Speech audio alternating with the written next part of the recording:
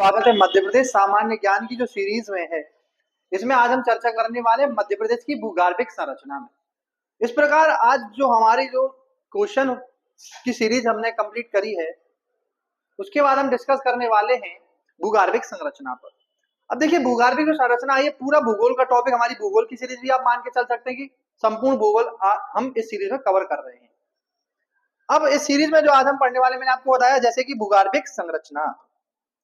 अब जो भूगर्भिक संरचना है, इसमें आपको कुछ चट्टानों के नाम मिलेंगे कि आखिर हमने विंध्यन पर्वत श्रेणी पढ़ी, सतपुड़ा श्रेणी पढ़ी, श्रेणी तो हमने पढ़ ली, लेकिन चट्टानों का प्रकार कैसा है, उनमें कौन कौन से खनिज मिलते हैं, उनका निर्माण कैसे हुआ है, उनकी लोकेशन कहाँ पर है, आखिर हीरा मिलता है तो हीरा किस चट्टान में मिलता है, आखिर संगमरमर मिलता है तो किस चट्टान में, कोयला मिलता है तो किस चट्टान में मिलता है। यानी कि कहने का तात्पर्य यह है कि भूगर्भिक जो संरचना है वो खनिजों की दृष्टि से हमें अध्ययन के लिए काफी महत्वपूर्ण हो जाती है। इसके अलावा यहाँ से क्वेश्चन जो है काफी एमपीपीएससी पूछता है, और मतलब मैं कह सकता हूँ उसका फेवरेट टॉपिक भी मैं ये कह सकता हूँ कि भूगोल जो है ना, संपूर्ण भूगोल की जो सीरीज चल रही है उसकी हर एक क्लास आपके लिए मस्त है। अब जैसे हम चर्चा करें तो आपको सबसे पहले जो चट्टानें मिल रही है वो सब जो मिल रही है वो है आर्कियन की चट्टानें। आर्कियन की चट्टानों में जब अपर्दन हुआ तो फिर जो उसके अपर्दन से जो चट्टानें बनी वो बनी सामान्यतः धारवाड़ चट्टानें।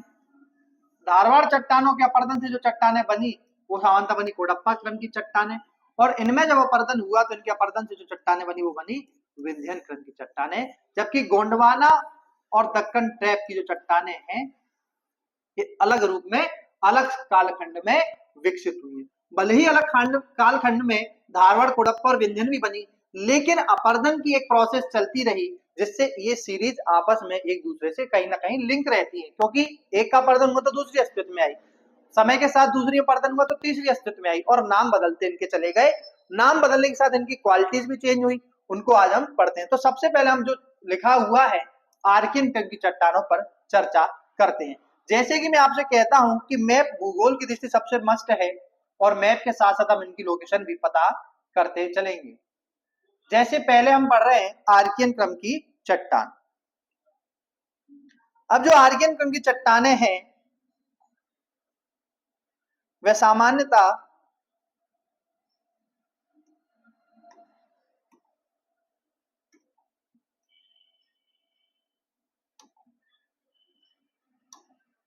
पहला सबसे प्राचीनतम चट्टान, ये सबसे प्राचीनतम चट्टान है। तो एक फैक्ट सीधे यहाँ पर प्राप्त हुआ कि मध्य प्रदेश की सबसे प्राचीनतम चट्टान, सीधा क्वेश्चन पूछ ले तो आर्कियन क्रम की चट्टान है, आप सीधे आंसर लगा दें। इनका निर्माण किस कालखंड में हुआ, ये है प्री कैम्ब्रियन काल। प्री कैम्ब्रियन काल वो काल है जब पृथ्वी पर पहली बार भू आकृतियों का निर्माण हो रहा था। जब पृथ्वी पर पहली बार भू आकृति बन रही थी वो कौन सा कालखंड था, वो प्री कैम्ब्रियन काल था, जो आज से लगभग 4.6 बिलियन वर्ष पूर्व, मिलियन नहीं बिलियन वर्ष पूर्व, सोचिए कितना प्राचीनतम ये कालखंड है। और इस कालखंड में जो चट्टानें बनी वो कौन सी बनी, आर्कियन की चट्टान है। इससे जो पहला पॉइंट हमें मिला कि सबसे प्राचीनतम चट्टानें निर्माण प्री कैम्ब्रियन कालखंड में हुआ, जो 4.6 बिलियन वर्ष पूर्व था। कौन सा कालखंड था, जब पृथ्वी की पहली परत या पहली प्रकार की चट्टान निर्माण हो रहा था। सबसे इंपॉर्टेंट जो फैक्ट यहाँ पर हमें मिल रहा है वो हमारी थर्ड लाइन है, वो ये है कि मध्य प्रदेश में ये चट्टानें कहाँ और किस रूप में पाई जाती हैं। तो उसके लिए एक लाइन आपको यहाँ पे मैं हाईलाइट कर दूं, वो ये है कि बुंदेलखंड नीस। ये बहुत इंपॉर्टेंट है। जब मैंने आपको मध्य प्रदेश की पूर्व की क्लास पढ़ाई थी और मध्य प्रदेश संरचना मैंने आपको बताई, तब मैंने आपको बताया था कि बुंदेलखंड का जो पठार है उसका निर्माण बुंदेलखंड नीज से हुआ है। बुंदेलखंड नीज को हम एक और नाम से या ग्रेनाइट नीज भी इसको हम क्या है कह सकते हैं। यहाँ से क्वेश्चन आने की प्रबल संभावना यहाँ से है। तो बुंदेलखंड नीज बहुत इंपॉर्टेंट, यानी बुंदेलखंड में किस तरह की चट्टान सबसे प्राचीनतम आर्कियन की चट्टानें देखने को मिलती हैं। अगर वो आपसे ये पूछ ले कि मध्य प्रदेश में किस भाग में सबसे प्राचीनतम चट्टानें देखने को मिलती हैं, या क्वेश्चन वो ये पूछ ले कि मध्य प्रदेश का कौन सा भौतिक भाग है जो सबसे प्राचीनतम है, तो आप सीधे लगा दोगे बुंदेलखंड का पठार आगमन करके। क्यों, क्योंकि यहाँ पर आर्कियन की चट्टानें सर देखने को मिलती है जिनका निर्माण प्री कैम्ब्रियन काल में हुआ, जो कालखंड का पहला कालखंड है जहां पर पृथ्वी की पहली बार चट्टानें बन रही थी। इस प्रकार बुंदेलखंड भी मध्य प्रदेश का सबसे प्राचीनतम भाग है। इसमें जीवाश्म नहीं पाए जाते। जब पृथ्वी पर पहली बार चट्टानें बनी तो कोई जीव होगा क्या? नहीं होगा। जब कोई जीव ही नहीं था तो जीवाश्म चट्टानों में देखने को नहीं मिलता। अब इनकी लोकेशन पर हम क्या करें, मैप में हम ड्रॉ करते हैं आखिर इसकी लोकेशन कहां पर है।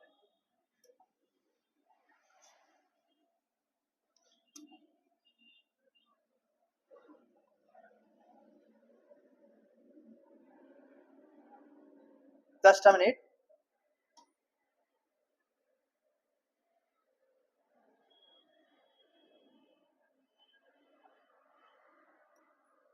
थोड़ा समय दीजिए, थोड़ा सा फाइल ओपन करते हैं।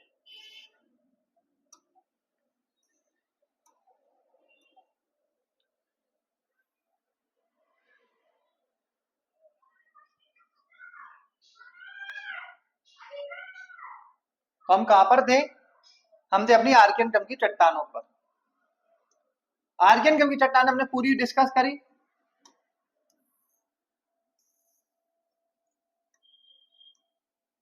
पूरी डिस्कस करी। अब हमें मैप में क्या जाना था? मैप में हमें इनकी लोकेशन देखनी थी। आखिर मैप में इनकी लोकेशन क्या है? तो पहले हम मैप बनाए मध्य प्रदेश का सुंदर सा। मैंने कहा है कि भूगोल की क्लास चल रही है, मैप आप अपने सामने रखकर बैठिए और जितनी बार आप अपने हाथ से बनाओगे उतने आप कंठस्थ होते चले जाओगे मैप की दृष्टि से। हर क्लास में बार बार चिल्लाकर कहता हूं कि मैप मस्ट है। अब मैंने आपको बताया आर्कियन की चट्टानें कहां पर है, तो सर आर्कियन की चट्टानें बुंदेलखंड में है। तो बुंदेलखंड वाला रीजन कौन सा है सर? ये रहा बुंदेलखंड रीजन। यहाँ पर जो आपको चट्टानें देखने को मिलेंगी वो कौन सी चट्टानें सर आपको देखने को मिलेंगी? मैंने आपको बताया है सर, इन चट्टानों को हम कहते हैं आर्कियन चट्टान।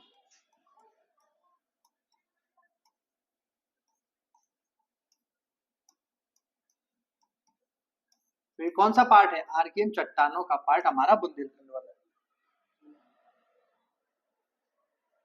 नेक्स्ट अगर हम बात करें तो हमारी होगी आर्कियन की चट्टानें। नेक्स्ट हमें आर्कियन के बाद हम बात करनी किसकी? धारवाड़ की। धारवाड़ आर्कियन हमने पढ़ा। अब धारवाड़ पर आए। अब धारवाड़ क्रम की चट्टानों के संबंध में कुछ इंपॉर्टेंट फैक्ट क्या है? पहले ही तो बात धारवाड़, आपको सबसे पहले नाम पकड़ना है धारवाड़। धारवाड़ का जो नाम पड़ा है वो कर्नाटक जिले, कर्नाटक राज्य के एक गांव था धारवाड़ में इनकी चट्टान सबसे पहले खोज की गई। इस कारण इसका नाम क्या कर दिया गया? धारवाड़ रख दिया गया। तो ये भी इंपॉर्टेंट है। नेक्स्ट, आर्कियन क्रम की चट्टानों में अपरदन हुआ, इस कारण से चट्टानों का क्या हुआ? निर्माण हुआ है। जैसे कि मैंने आपको पहली स्लाइड में बताया कि हर चट्टान अपने आप में क्या है? एक दूसरे से जुड़ी हुई है। कि आर्कियन में अपरदन हो रहा है तो सर धारवाड़ बन रही, धारवाड़ में अपरदन हो रहा है तो कुड़प्पा बन रही है, और कुड़प्पा में अपरदन हुआ तो विंध्यन बनी। जबकि गोंडवाना और दक्कन का निर्माण या कालखंड अलग था और इनको हम अलग कालखंड में पढ़ते हैं। तो धारवाड़ पर जब हम आए तो मैंने आपको बताया कि आर्कियन चट्टानों के अपरदन से इनका क्या हुआ है? निर्माण हुआ है। अत्यधिक रूपांतरण के कारण इनमें भी जीवाश्म नहीं पाया जाता। इनका रूपांतरण इतना ज्यादा हुआ कि इनमें जीवाश्म ही नहीं बचे और इस कारण से इनमें भी जीवाश्म नहीं पाया जाता। अब नेक्स्ट हमारा जो मस्ट है वो है सामान्यतः मैप में इनकी लोकेशन। मैप में धारवाड़ चट्टानों की आपको जब लोकेशन में आपको बताऊं उससे पहले मैं आपको एक और चीज बताना चाहता हूं कि धारवाड़ चट्टानों की कुछ श्रेणी है। श्रेणी के रूप में धारवाड़ चट्टानें क्या है? फैली हुई है। जैसे धारवाड़ चट्टानों की कुछ श्रेणी है, जैसे पहली है संकोली सीरीज, सकोली श्रेणी। सकोली श्रेणी कहां पर है? जबलपुर डिस्ट्रिक्ट में सर देखने को मिलती है। सौसर श्रेणी कहां पर है? छिंदवाड़ा में देखने को मिलती है। और चिल्पी सीरीज हमें बालाघाट में देखने को। ये तीनों नाम आपके लिए बहुत इंपॉर्टेंट है, बहुत 10 स्टार मान के चलो उन पर, बहुत ज्यादा इंपॉर्टेंट है। कि धारवाड़ चट्टानों की श्रेणी का नाम क्या है? पहली सकोली श्रेणी जबलपुर, सौसर श्रेणी जब छिंदवाड़ा, और चिल्पी श्रेणी बालाघाट। अब ये जो हमारा बेल्ट हम मैप में देखेंगे, ये पूरा बेल्ट अपने लिए मैग्नीज के लिए जाना जाता है। और मैग्नीज की आपको पता ही है सबसे बड़ी खान जो है भारवेली, भारवेली है। भारवेली के अलावा तरोड़ी, रमरमा, भारवेली, तरोड़ी, रमरमा मैग्नीज की प्रमुख खान है जो कि बालाघाट जिले में है। और बालाघाट जिले में किन चट्टानों में मैंगनीज देखने को मिलता है? तो धारवाड़ क्रम की चट्टानें हैं। अब जो भारवेली मैंने आपको बताई वो ना केवल भारत बल्कि संपूर्ण एशिया की सबसे बड़ी खान है, किसकी? मैंगनीज की। और जब इतनी बड़ी विशेषता जब यहाँ पर छुपी हुई है, इस कारण से धारवाड़ चट्टानों को हम क्या कहते हैं? खनिज की दृष्टि से समृद्ध चट्टानें भी इनको कहते हैं। तो धारवाड़ चट्टानें पहली बार कर्नाटक के गांव धारवाड़ के पहली बार खोज हुई, इस कारण इसका नाम धारवाड़ पड़ा है। आर्कियन चट्टानों के अपरदन से इनका निर्माण हुआ है, बहुत इंपॉर्टेंट है ये भी। नेक्स्ट, अत्यधिक जिनका रूपांतरण ज्यादा हुआ, उस कारण में जीवाश्म नहीं मिलते, लेकिन इनकी कुछ श्रेणी है जिनमें महत्वपूर्ण खनिज मिलते हैं, जैसे संकोली श्रेणी जबलपुर, सौसर श्रेणी छिंदवाड़ा और चिल्पी सीरीज बालाघाट। इनकी इन चट्टानों को जो महत्वपूर्ण मिनरल या खनिज है वो है सामान्यतः मैंगनीज। और हम सब जानते हैं कि भारवेली, तरोड़ी, रमरमा, भारवेली, तरोड़ी, रमरमा मैंगनीज की प्रमुख खान है जो बालाघाट में देखने को मिलती है, जिनमें से भारवेली ना केवल भारत बल्कि एशिया की सबसे बड़ी मैंगनीज की खान है। और जब इतनी विशेषता यहाँ पर है तो इस कारण से धारवाड़ चट्टानों को हम क्या कहते हैं? समृद्ध चट्टानें कहते हैं। अब मैप में जब इनकी लोकेशन देखें तो मैंने आपको बताया कि सकोली सीरीज जबलपुर, सौसर श्रेणी छिंदवाड़ा और चिल्पी सीरीज बालाघाट, यानी ये पूरा जो बेल्ट है आपको, ये जो पूरा बेल्ट मिलेगा, यहाँ से बालाघाट प्रारंभ होता है और ये जबलपुर से बालेबाग से छिंदवाड़ा वाले बेल्ट में यहाँ तक जाती है। ये जो पूरा बेल्ट आपको देखने को मिलेगा, ये किस श्रेणी का पार्ट है? तो ये सर धारवाड़ श्रेणी का क्या है? पार्ट है, धारवाड़ श्रेणी। और आपको याद रखना है कि इसी वाले बेल्ट में मैंगनीज, तांबा आपको ज्यादा देखने को मिलता है। और मैंगनीज की भारवेली, तरोड़ी, रमरमा खान भी आपको क्या करनी है? याद करनी है। तो ये कौन सी चट्टान है सर? ये है हमारी धारवाड़ चट्टान। धारवाड़ चट्टानों का पार्ट क्या है? ये इसमें आपको सब पार्ट भी इनके क्या करने हैं? याद करते हैं। चिल्पी सीरीज बालाघाट, सकोली सीरीज जबलपुर और सौसा श्रेणी छिंदवाड़ा। तो ये धारवाड़ और आर्कियन हमने पढ़ी। नेक्स्ट पर हम आए, नेक्स्ट है आपकी कोडप्पा क्रम की चट्टानें। मैंने आपको फर्स्ट लाइन बताया कि कोडप्पा क्रम की चट्टानों का निर्माण कैसे हुआ है। तो कोडप्पा क्रम की चट्टानों का निर्माण सर धारवाड़ क्रम की चट्टानों के अपरदन से हुआ है।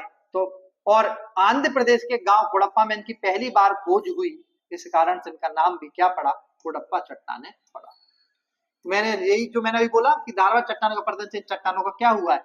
निर्माण हुआ है। और यह कोडप्पा चट्टानें कहलाई। क्यों कहलाई? क्योंकि आंध्र प्रदेश में सबसे गांव कोडप्पा में सबसे पहले खोज की गई, इस कारण से इनको कोडप्पा नाम दिया गया। अब जो कोडप्पा क्रम की चट्टान है, इसकी भी धारवाड़ श्रेणी की समान, धारवाड़ के समान कुछ श्रेणी, जैसे बिजावर श्रेणी बहुत इंपॉर्टेंट है। बिजावर श्रेणी किन जिलों में देखने को मिलेगी? पन्ना, सतना और छतरपुर। और एक है ग्वालियर श्रेणी जो ग्वालियर में देखने को मिलेगी। अब यहाँ पर आप देख पा रहे होंगे कि पन्ना, सतना और छतरपुर, यहाँ ये जो पूरा बेल्ट है ना, ये हीरो के लिए काफी फेमस है। इसलिए इसका जो प्रमुख खनिज है बिजावर श्रेणी, विशेषकर कौन सी श्रेणी? बिजावर बहुत इंपॉर्टेंट है। प्रमुख खनिज का हीरा, जैसे पन्ना की इनौता मजगवा, सतना की अंगोर बक्सवाहा और छतरपुर की प्रमुख खदानें जो है हीरे की प्रमुख खदान हमें देखने को मिलती है इसी कोडप्पा चट्टान है। जबकि ग्वालियर श्रेणी का ग्वालियर जो श्रेणी है उसका ऊपरी भाग मुरार और निचला भाग पार कहलाता है। ये पूरी स्लाइड आपके लिए बहुत इंपॉर्टेंट है।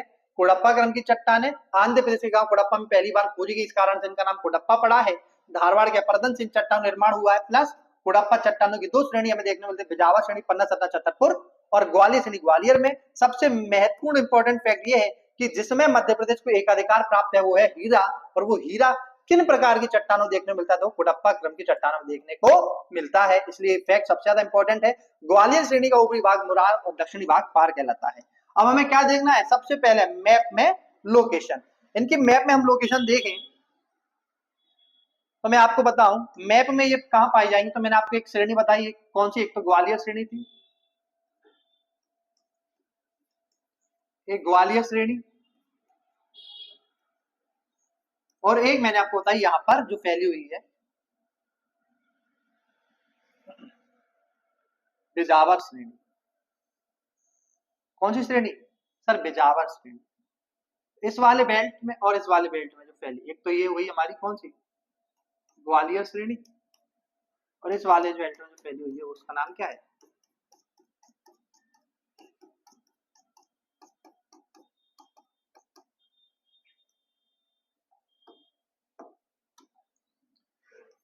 इसको हम कहते हैं बिजावर श्रेणी।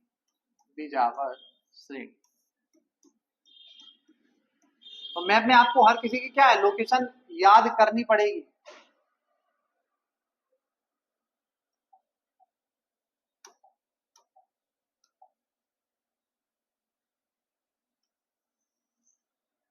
बिजावर, ये थी हमारी धारवाड़, यार। ठीक है, नेक्स्ट पर हम चलें। अब हमें चर्चा करनी है किसकी? तो हमने कौन कौन सी पढ़ ली सर?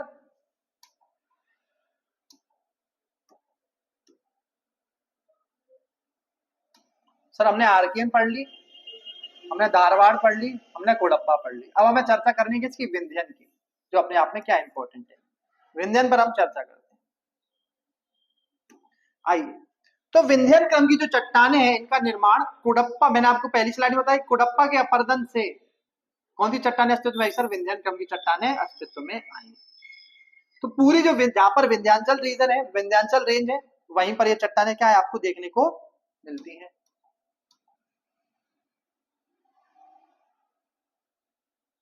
आपको वहीं पर देखने को मिलती है जहां पर विंध्याचल श्रेणी है, उन्हीं में आपको चट्टाने देखने को मिलती है। अब इन श्रेणी का प्रमुख पाने को कैमूर भांडेर श्रेणी इसी का विस्तार है। बिल्कुल सही बात है।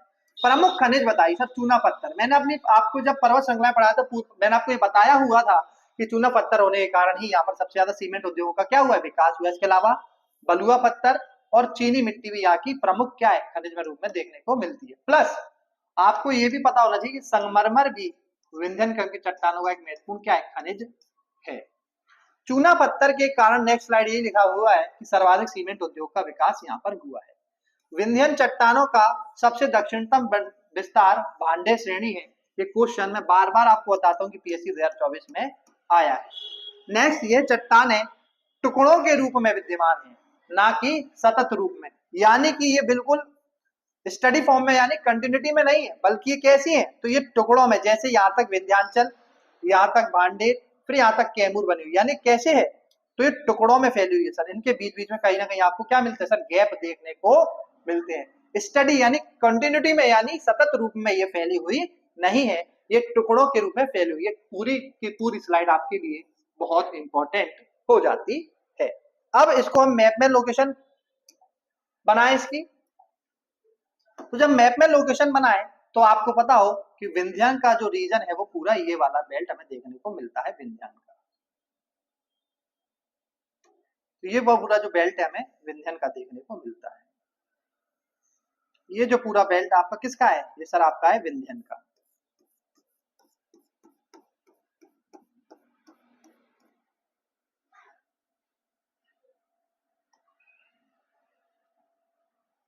तो यहीं पर आप लिख लें कौन सी है ये विंध्यन। विंध्यन क्रम की चट्टाने आपको यहां पर देखने को मिलती है। नेक्स्ट पर आइए। तो अब हमारी कौन सी हुई, विंध्यन। विंध्यन के बाद हमें चर्चा करनी है दक्कन ट्रैप की चट्टानों पर। ये बहुत इंपॉर्टेंट है। दक्कन ट्रैप की चट्टाने क्यों इंपॉर्टेंट है?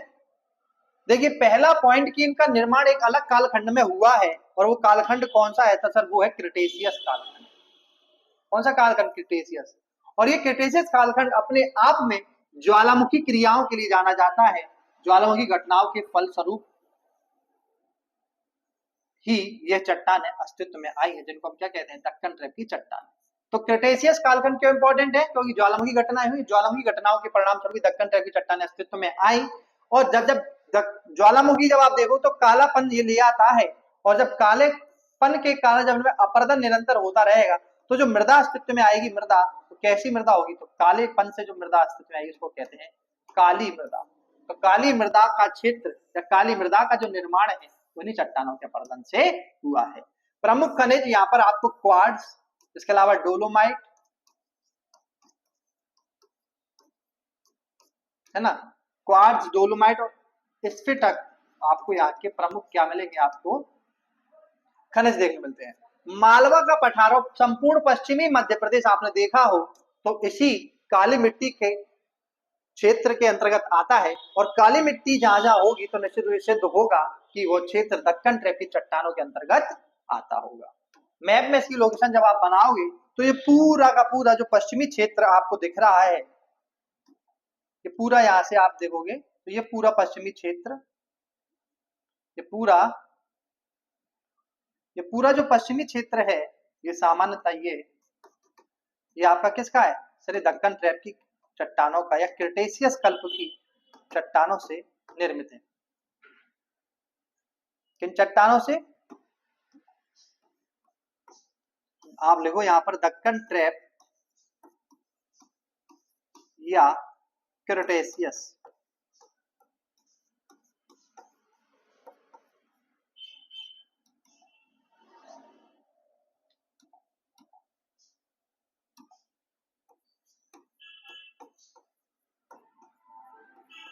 दक्कन ट्रैप या क्रिटेशियस चट्टानों से निर्मित ये क्षेत्र पूरा पश्चिमी मध्य प्रदेश के अंतर्गत आता है।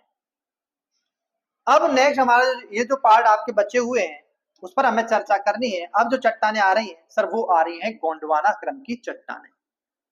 जब आप भूगोल में पढ़ोगे तो आपको पता है गोंडवाना लैंड और अंगारा लैंड, जिस प्रकार गोंडवाना लैंड का भाग संपूर्ण भारत है, ठीक उस पर मध्य प्रदेश भी गोंडवाना लैंड का ही भाग हुआ करता था। इसी गोंडवाना उन्हीं से नाम पड़ा है गोंडवाना क्रम की चट्टान। लेकिन गोंडवाना क्रम की चट्टानों का जो निर्माण है वो कार्बोनिफेरस के से लेकर जुरासिक काल खंड के बीच हुआ है। कौन सा कालखंड? कार्बोनिफेरस से जुरासिक कालखंड के बीच।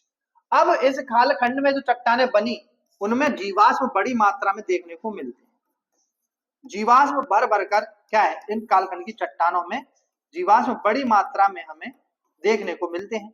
जीवाश्म जब बड़ी मात्रा में चट्टानों में होंगे तो यहाँ का एक प्रमुख खनिज जो आपको देखने को मिलेगा वो होगा कोयला। कोयला कैसे बनता है? जब चट्टानों के निर्माण या अपरदन हो रहा था तो कोई जीव जंतु जब उनकी निर्माण प्रक्रिया के दौरान बीच में आया, या कई जीव जंतु जब पहाड़ों पर मर जाते हैं, उनकी मृत्यु हो जाती है, तो वो दबे रहने के कारण उन्हीं जीव जंतुओं की जो अस्थियां होती हैं, उन्हीं जीव जंतुओं की जो अस्थियां होती हैं वो क्या बन जाती है? फॉसिल। फॉसिल अर्थात जीवाश्म बन जाते हैं। इन्हीं जीवाश्मों से कुछ जीवाश्म आपके कोयले के रूप में निर्मित हो जाते हैं। इन्हीं को कहा जाता है जीवाश्म, है ना। तो कार्बोनिफेरस जैसे काल की भी जो चट्टानें बनी उनको कहते हैं गोंडवाना क्रम की चट्टानें। इनका विस्तार पेंच घाटी, नदी घाटी, पेंच सोन नदी घाटी और बघेलखंड व सतपुड़ा क्षेत्र में देखने को मिलती है, जिनका प्रमुख खनिज है कोयला। अर्थात जहां जहां कोयला देखने को मिलेगा वहां पर निश्चित रूप से चट्टानें पाई जाएंगी। उनको हम क्या कहेंगे? उनको हम कहेंगे गोंडवाना क्रम की चट्टानें। तो गोंडवाना क्रम की जो चट्टानें हैं वो आपको दो क्षेत्र में मध्य प्रदेश में विशेषकर देखने को मिलती हैं। और वो कौन कौन से क्षेत्र हैं उनका मैप बनाए तो वो सामान्यतः आपको देखने को मिलेगा।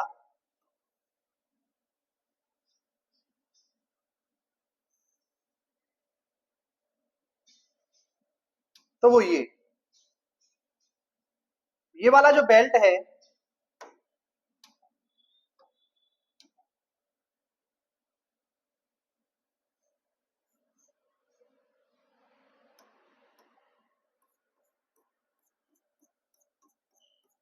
ये जो बेल्ट है ये जहां पर आपकी पेंच घाटी, कानन घाटी प्रमुख कोयला क्षेत्र है, और ये यहाँ पर ये बेल्ट,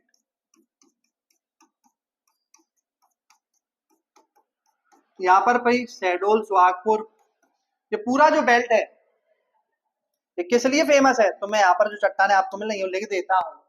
यहाँ पर जो चट्टानें आपको मिल रही है वो सर गोंडवाना क्रम की चट्टानें हैं। कौन सी चट्टानें? गोंडवाना चट्टानें। और इस कारण से इसी वाले रीजन में आप देखोगे कि मध्य प्रदेश में सर्वाधिक कोयला आपको इसी वाले बेल्ट में देखने को मिलता है। तो गोंडवाना चट्टानें।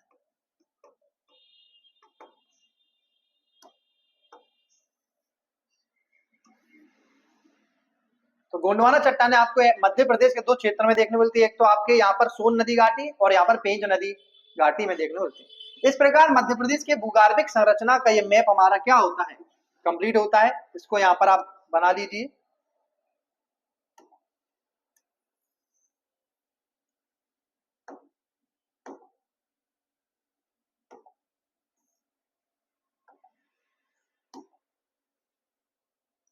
यहाँ पर लिखे भूगर्भिक संरचना। तो इस प्रकार मध्य प्रदेश की भूगर्भिक संरचना का मैप हमने बनाया, जिससे आपको स्पष्ट पता चलेगा कि कौन सी चट्टानें कहाँ पाई जाती है। आर्कियन की चट्टानें, सबसे प्राचीन चट्टानें बुंदेलखंड रीजन में। ग्वालियर श्रेणी किसका भाग है?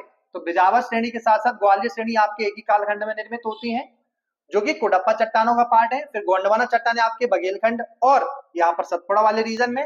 धारवाड़ क्रम की चट्टानें आपके चिल्पी सीरीज के रूप में बालाघाट, सौसा श्रेणी के रूप में छिंदवाड़ा और सकोली सीरीज के रूप में जबलपुर में पाई जाती हैं। जबकि विंध्यन क्रम की जो चट्टानें हैं वो आपको मध्य भाग में देखने को मिलती है, जहां पर प्रमुख खनिज के रूप में चूना पत्थर, संगमरमर, बलुआ पत्थर, चीनी मिट्टी देखने को मिलती है। जबकि दक्कन ट्रैप या क्रेटेशियस काल की चट्टानें पश्चिमी मध्य प्रदेश में आपको देखने को मिलेंगी। इस प्रकार हमने संपूर्ण भूगर्भिक संरचना को समझा और पढ़ा। तो ये हमने पढ़ा था। अब जो हमारी नेक्स्ट छोटी रूप में चट्टानें बची हैं, कुछ कम ही मात्रा में मध्य प्रदेश में देखने को मिलती हैं, वो है सामान्यतः टर्सरी क्रम की चट्टानें। टर्सरी क्रम की जो चट्टानें हैं वो मध्य प्रदेश में बहुत कम मात्रा में सबसे नवीन चट्टानें होती है। तो जैसे हमारे हिमाचल की जो या हिमालय की जो चट्टानें हैं वो भी कैसी है? टर्सरी चट्टानें। सबसे नवीन चट्टानें हिमालय और नवीन युवा बलित पर्वत है। इन्हीं चट्टानों का विस्तार सबसे कम मात्रा में आपको कहाँ मिलेगा? नर्मदा सोन घाटी में देखने को मिल जाता है। क्यों मिल जाता है? क्योंकि नर्मदा सोन घाटी एक भ्रंश घाटी है। कैसी घाटी है नर्मदा? मैंने आपको बताया है भूगोल के जब हम पढ़ रहे थे भूगर्भिक या भौतिक विभाजन में, तो मैंने आपको स्पष्ट रूप से यहाँ पर बताया हुआ है कि नर्मदा जो है, नर्मदा सोन घाटी का विस्तार ऐसे है और यहीं में कहीं कहीं पर कुछ नवीन आपको चट्टानें देखने को मिल जाती है। और यहीं के कुछ एरिया में मैंने आपको ये भी बताया था कि यहीं पर जलोढ़ मृदा भी देखने को मिलती है। तो यहीं पर जो चट्टानें कुछ अल्प मात्रा में आपको देखने को मिलेगी वो होंगी टर्सरी क्रम की चट्टानें। तो क्वेश्चन यदि ये पूछ ले क्या मध्य प्रदेश टर्सरी चट्टानों विस्तार है? सर विस्तार तो है, लेकिन सबसे कम जो चट्टानें मध्य प्रदेश में आपको मिलेगी कौन सी? टर्सरी क्रम की चट्टानें। किसमें मिलेगी आपको? नर्मदा सोन घाटी में आपको टर्सरी क्रम की चट्टानें कुछ कम मात्रा में देखने को मिल जाती हैं। इस प्रकार आज हमने संपूर्ण भूगर्भिक संरचना को देखा, उसका मैप भी आपके लिए बनाया। और मैप आपके लिए बहुत जरूरी है।